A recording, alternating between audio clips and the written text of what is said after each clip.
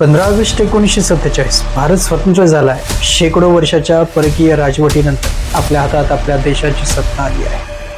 पण ज्या दिवशी जर तुम्ही भारताच्या अर्थव्यवस्थेकडे पाहिलं असतं तर कदाचित तुम्हाला आजचा भारत ओळखू आला नसता. देशात मोठ्या प्रमाणावर गरिबी होती, शेतीवर प्रचंड अवलंबित्व होतं, औद्योगिक उत्पादन मर्यादित होतं, शिक्षण आणि आरोग्याची अवस्था अत्यंत खराब आणि पाळणीच्या जखमांनी देशाला अक्षरशः हातरून टाकले.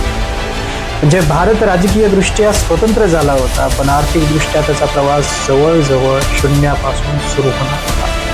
आणि आज जवळपास 79 वर्षानंतर भारत जगातील सर्वात मोठ्या अर्थव्यवस्थापैकी एक आहे. भारताचा GDP जवळपास $4 ट्रिलियन आसपास पोहोचलाय.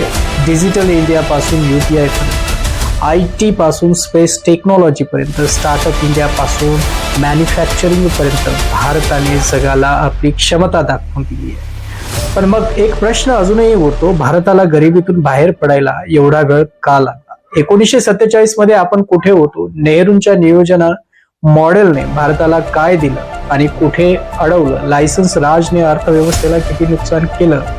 1991 मध्ये भारत दिवाळखोरीच्या उंबरठ्यावर का पोहोचला आणि त्या संकटातून भारताने स्वतःला कसं बदललं? आज भारत खरं श्रीमंत होत आहे का, की फक्त भारताचा GDP मोठा होत आहे?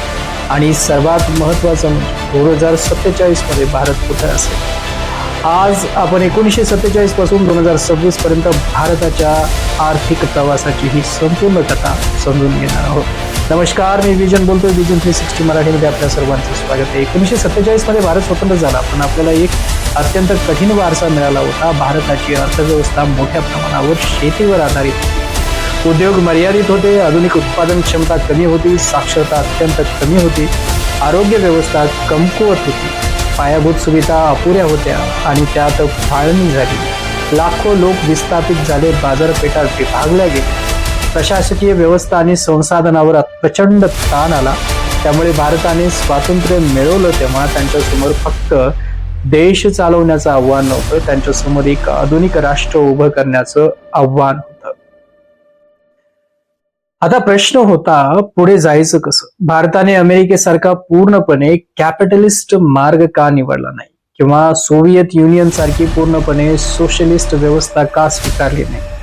भारताने निवडला एक मध्यम मार्ग, मिक्स्ड इकॉनॉमी. सरकारवर मोठ्या उद्योगधंद्यामध्ये, पायाभूत सुविधामध्ये, शिक्षणात, विज्ञानात आणि संरक्षणात मोठी भूमिका घेणार आणि खासगी क्षेत्रालाही काम करण्याची संधी असणार. याच काळात पंचवार्षिक योजना सुरू झाल्या, धरणं बांधली गेली, वीज प्रकल्प उभे राहिले, स्टील प्लांट्स उभे राहिले, वैज्ञानिक संस्थांची निर्मिती झाली, IIT सारख्या संस्थांचा पाया घातला गेला, सार्वजनिक क्षेत्रातील कंपन्या उभ्या राहिल्या. या सगळ्याकडे आजच्या चष्म्यातून पाहून फक्त टीका करणं चुकीचं ठरेल. कारण 1947 भारताकडे भांडवल कमी होतं, खासगी उद्योगांची क्षमता मर्यादित होती आणि मूलभूत इन्फ्रास्ट्रक्चर मोठ्या प्रमाणावर उभा राहायचं होतं. अशा परिस्थितीत सरकारने नेतृत्व करणं आवश्यक होतं. पण या मॉडेलची एक मोठी समस्या हळूहळू निर्माण झाली. सरकारची भूमिका इतकी वाढली की उद्योग सुरू करण्यापासून उत्पादन वाढवण्यापर्यंत अनेक गोष्टींसाठी सरकारी परवानग्या आणि नियंत्रण आवश्यक होते.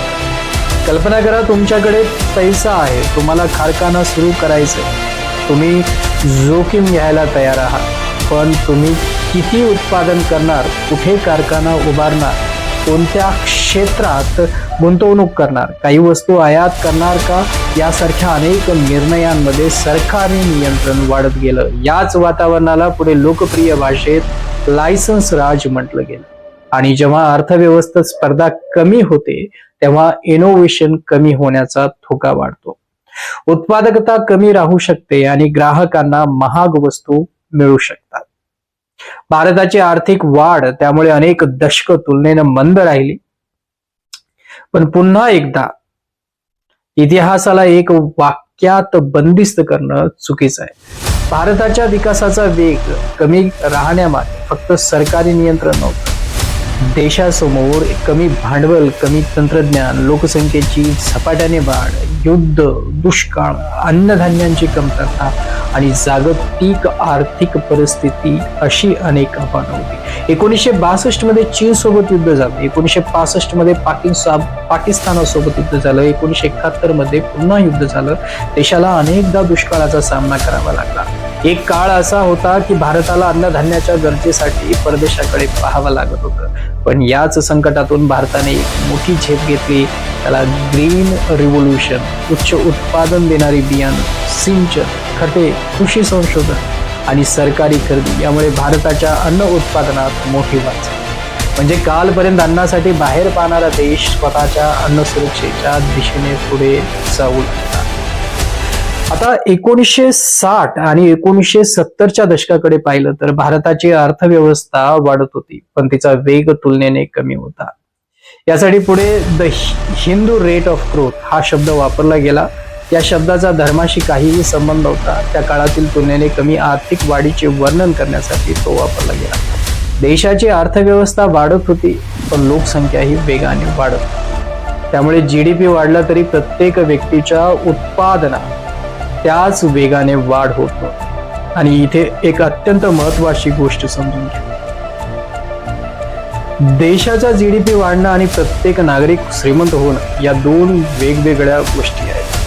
मग येतो 1980चा काळ. भारतात हळूहळू आर्थिक नियंत्रण सेल होऊ लागलं. काही क्षेत्रांमध्ये खासगी उद्योगांना आर्थिक संधी मिळू लागली. तंत्रज्ञानाचा वापर वाढू लागला. आयात धोरणात काही बदल झाले. अर्थव्यवस्थेला थोडा वेळ मिळू लागला. पण त्याच वेळी सरकारचा खर्च आणि कर्जाचा भार वाढत होता. आणि मग आला तो क्षण ज्याने भारताच्या आर्थिक इतिहासाची दिशा बदलून टाकली.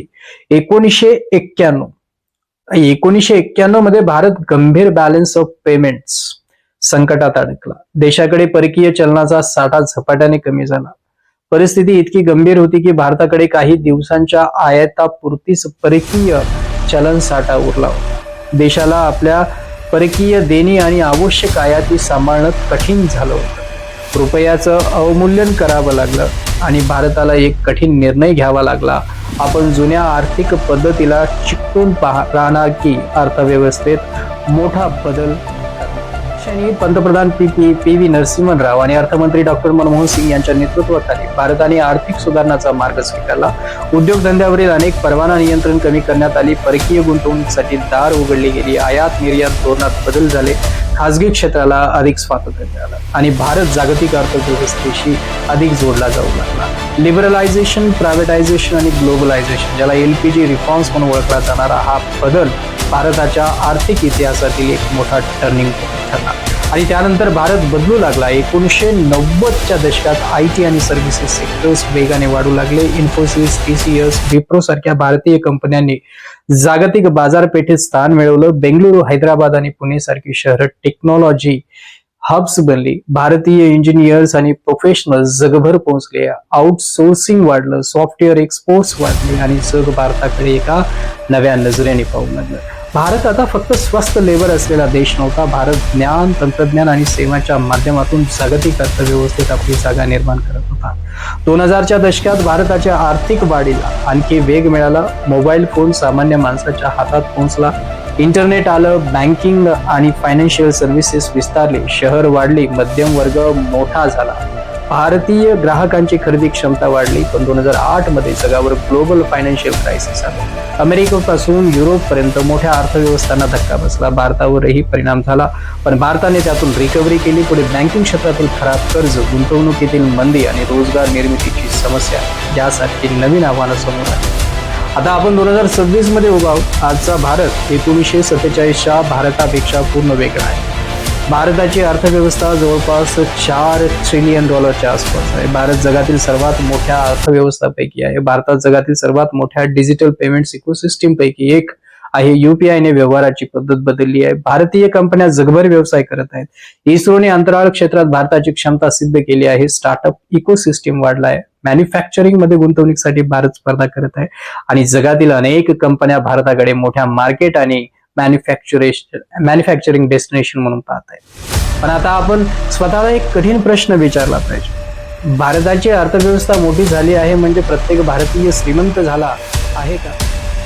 कारण जीडीपी आणि जीडीपी पर कॅपिटा यात मोठा फरक आहे. देशाची एकूण अर्थव्यवस्था प्रचंड असू शकते, पण ती जर प्रचंड लोकसंख्येत विभागली गेली तर प्रति व्यक्ती उत्पन्न तुलनेने कमी राहू शकते. म्हणून भारताची पुढची लढाई फक्त जीडीपी वाढवण्याची नाही, ती पर कॅपिटा इन्कम वाढवण्याची आहे, रोजगार वाढवण्याची आहे, शिक्षण आणि कौशल्य वाढवण्याची आहे, आरोग्य व्यवस्था मजबूत करण्याची आहे, महिलांना अर्थव्यवस्थेत अधिक संधी देण्याची आहे, शेतीची प्रोडक्टिव्हिटी वाढवण्याची आहे, मॅन्युफॅक्चरिंग अँड एक्सपोर्ट्स वाढवण्याची. म्हणून आता आपण सुरुवातीच्या प्रश्नाकडे येऊया. भारत गरीब का आहे? याचं उत्तर एका वाक्यात किंवा व्यक्तीत नाही, एका पक्षात नाही, एका सरकारमध्ये नाही आणि एका धोरणात नाही.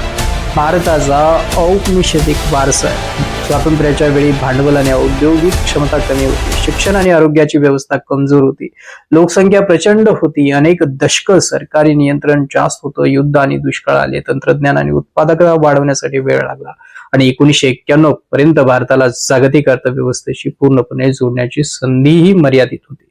पण या कथेत फक्त अपयश नाही, प्रचंड यशही आहे. भारताने अन्नधान्याच्या कमतरतेतून अन्न सुरक्षेकडे प्रवास केला, निरक्षरतेतून शिक्षणाच्या विस्ताराकडे प्रवास केला, गरिबीच्या खोल दरीतून लाखो कोट्यावधी लोकांना वर आणलं, विज्ञान आणि तंत्रज्ञानात स्वतःची ओळख निर्माण केली, IT आणि सर्व्हिसेस मध्ये जगाला आपली ताकद दाखवून दिली. आज भारत जगातील सर्वात मोठ्या अर्थव्यवस्थेमध्ये उभा आहे. म्हणून भारताची कथा ही फक्त गरीब देशाची कथा नाही, ही एका अशा देशाची कथा आहे ज्याने स्वातंत्र्याच्या वेळी जवळजवळ शून्यापासून सुरुवात केली, अनेक चुका केल्या, अनेक संकट झेलली, अनेक धोरणं बदलली आणि आज जगाच्या आर्थिक नकाशावर स्वतःची जागा निर्माण केली. पण खरी परीक्षा आता सुरू झाली आहे, कारण 1947 मध्ये आपला प्रश्न होता भारताला जगवायचं कसं, 1991 मध्ये भारताची अर्थव्यवस्था वाचायची कशी आणि आज प्रश्न आहे भारताला समृद्ध राष्ट्र कसं बनायचं. 1947 पर्यंत भारताला उच्च उत्पन्न असलेली अर्थव्यवस्था बनवायची असेल तर आपल्याला सातत्याने वेगवान आर्थिक वाढ करावी लागेल. पण फक्त जीडीपी पुरेसा नाही, त्या वाढीचा फायदा सामान्य भारतीयापर्यंत पोहोचला पाहिजे. शेतकरी, कामगार, छोटा व्यापारी, महिला, तरुण, विद्यार्थी, उद्योजक प्रत्येकाला आर्थिक संधी मिळाली पाहिजे. कारण शेवटी मोठा देश म्हणजे फक्त मोठा जीडीपी नाही, मोठा देश म्हणजे मोठा स्वप्न असलेली नागरिक. आणि आता कल्पना करा, 15 ऑगस्ट 1947 रोजी आपल्या पूर्वजांनी ज्या भारताची स्वप्न पाहिली होती त्यांना जर आजचा भारत दाखवला असता तर ते कदाचित UBI पाहून आश्चर्यचकित झाले असते, इस्रो पाहून अभिमान वाटला असता, भारतीय IT प्रोफेशनल्स जगभर काम करताना पाहून आनंद झाला असता, मुंबई, दिल्ली, पुणे, बेंगळुरू, हैदराबाद सारखी शहरं पाहून त्यांना विश्वास बसला नसता की काही दशकापूर्वी हा देश इतक्या मोठ्या परिवर्तनाच्या उंबरठ्यावर उभा होता. पण कदाचित ते आपल्याला एक प्रश्नही विचारले असते, आम्ही स्वातंत्र्य मिळवलं, आता तुम्ही या स्वातंत्र्याचं काय केलं? हा प्रश्न केवळ सरकारला नाही, हा प्रश्न आपल्यापैकी प्रत्येकाला आहे. कारण 1947 मध्ये भारताला राजकीय स्वातंत्र्य मिळालं, 1991 मध्ये भारताने आर्थिक दिशेने मोठा वळण घेतला आणि 2026 मध्ये आपण एका नव्या शर्यतीत आहोत, जगातील सर्वात मोठी अर्थव्यवस्था होण्याची शर्यत. तर जगातील सर्वात समृद्ध, न्याय, सक्षम आणि आत्मनिर्भर समाज निर्माण करण्याची शर्यत. भारताने गरिबी पाहिली आहे, भारताने संकट पाहिली आहेत, भारताने पराभव पाहिले आहेत, पण भारताने विजयही पाहिली.